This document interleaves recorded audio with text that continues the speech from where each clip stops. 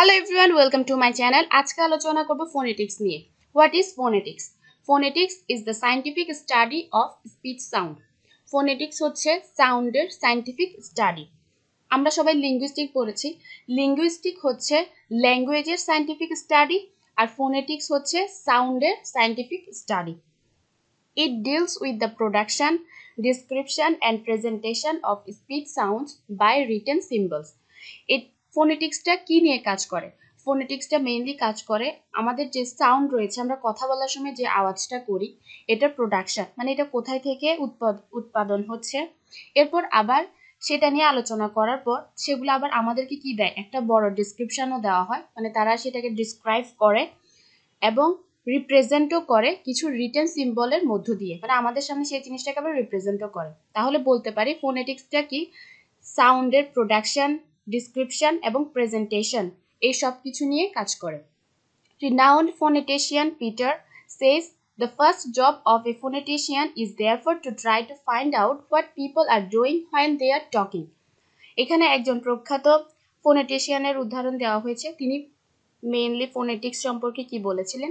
তিনি বলেন ফোনেটিশিয়ানের first job হচ্ছে মানুষ যখন কথা বলে তখন সে কি করে, এই জিনিসটাই অবজার্ভ করা হচ্ছে একজন ফোনেটিশিয়ানের ফার্স্ট জব। ফোনেটিক্সটাকে স্টাডি করার জন্য কিছু পয়েন্ট অফ ভিউ রয়েছে, মানে এগুলো অ্যাপ্লাই করেই তারা ফোনেটিক্সটাকে স্টাডি করে।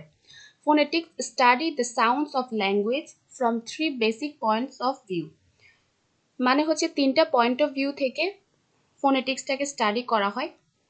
যেমন production of speech sounds in the vocal organs, মানে আমাদের ভোকাল অর্গানের মধ্যে স্পিচ সাউন্ডটা কিভাবে প্রোডাক্ট হচ্ছে, উৎপাদন হচ্ছে। ফিজিক্যাল প্রপার্টিস, এবং আমাদের বডির কি কি প্রপার্টিস এখানে ইউজ করা হচ্ছে। এছাড়া এই সাউন্ডের কারণে আমাদের কানের উপর কোনো ইফেক্ট হচ্ছে কিনা, মানে এই সাউন্ডটা আমাদের কানে কোনো প্রভাব ফেলছে কিনা, এই জিনিসগুলো কি করে ফোনেটিক্স স্টাডি করে।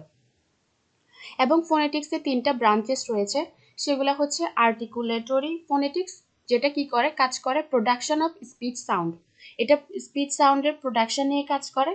আরেকটা হচ্ছে অ্যাকস্টিক ফোনেটিক্স, এটা হচ্ছে ট্রান্সমিশন অফ স্পিচ সাউন্ড নিয়ে কাজ করে, মানে সাউন্ডটা আমরা যখন কথা বলি কারোর সাথে তখন একজন থেকে আরেকজনের মধ্যে পৌঁছে দেওয়ার ব্যাপারটা এটা কাজ করে।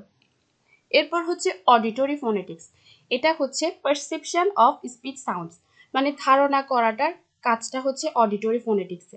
মানে কেউ যখন আমরা কথা বলছে আমাদের সাথে, তখন আমরা কি কথা বলার আগে বুঝতে পারি যে এটা পুরুষ নাকি মহিলা, সে কি আমাদের সাথে রেগে আছে নাকি খুবই খুশি মনে আছে, এসব কিছু আমরা বুঝতে পারি না, কিন্তু যখন সে কথা বলে তখনই আমরা বুঝতে পারি।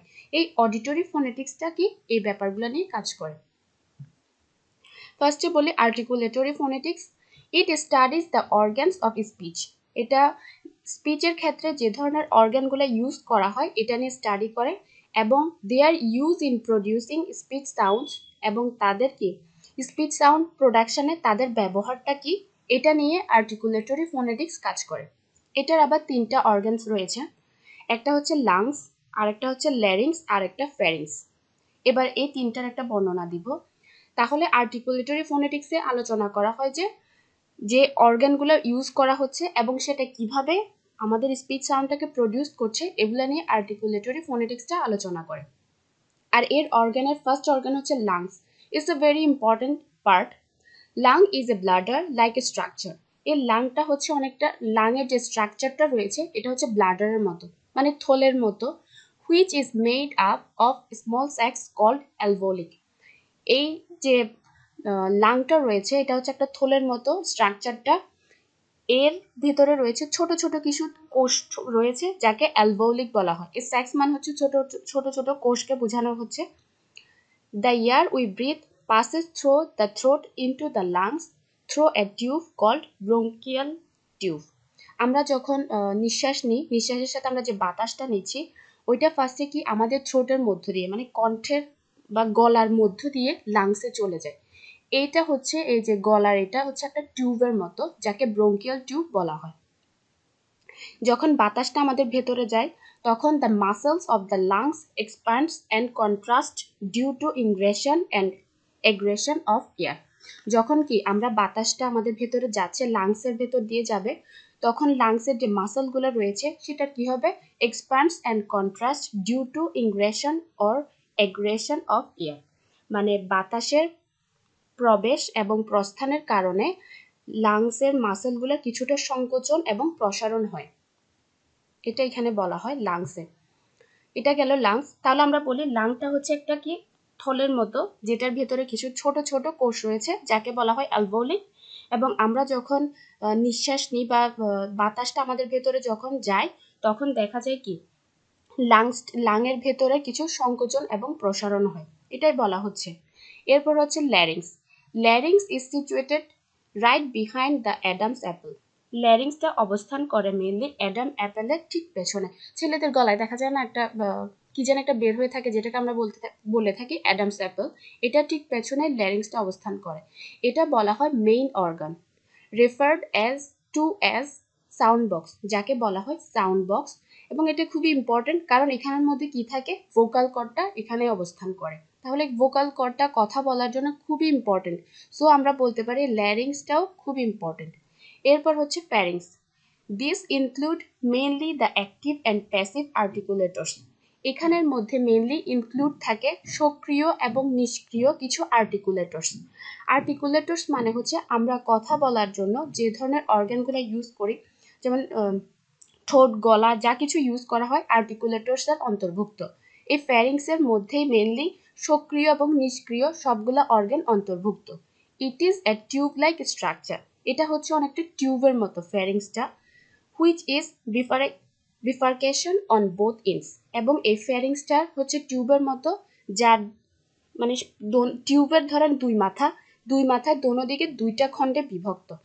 বিফার্কেশন মানে হচ্ছে দুইটা খণ্ডে বিভক্ত, মানে এটাকে যদি একটু দেখাই সুন্দর করে তাহলে বুঝতে পারবেন। যেমন এটা দেখেন, আমি নিজে ছবিটা আঁকছি, এটা হচ্ছে ফ্যারিংস, এটা টিউবের মতো, এটা লাস্ট মাথায় শেষ মাথায় দুইটা কি রয়েছে, দুইটা খণ্ডে খণ্ডে বিভক্ত, এদিকে দুইটা খণ্ড এদিকে দুইটা খণ্ড, এটাই বলা হচ্ছে।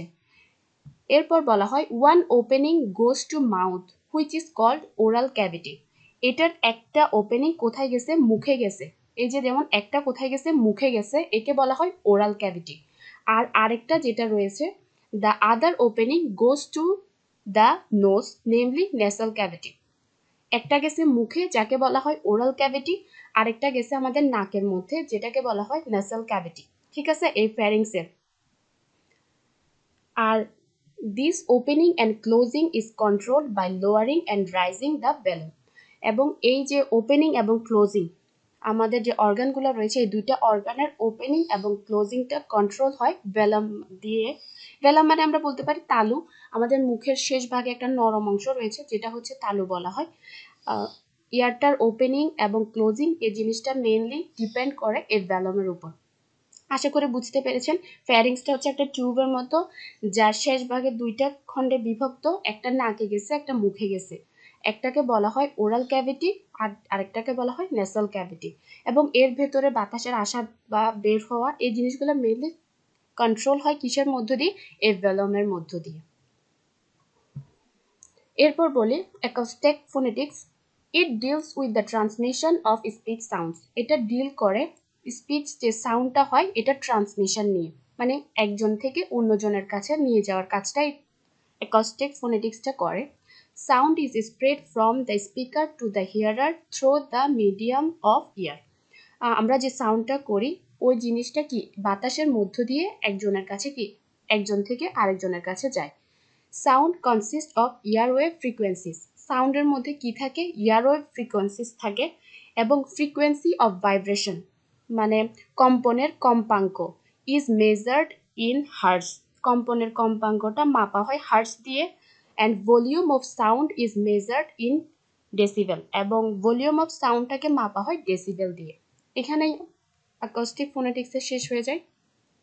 এরপর থার্ড পার্ট হচ্ছে অডিটরি ফোনেটিক্স। অডিটরি ফোনেটিক্সটা কি, it deals with the perception of speech sounds to know kind and quality of sounds.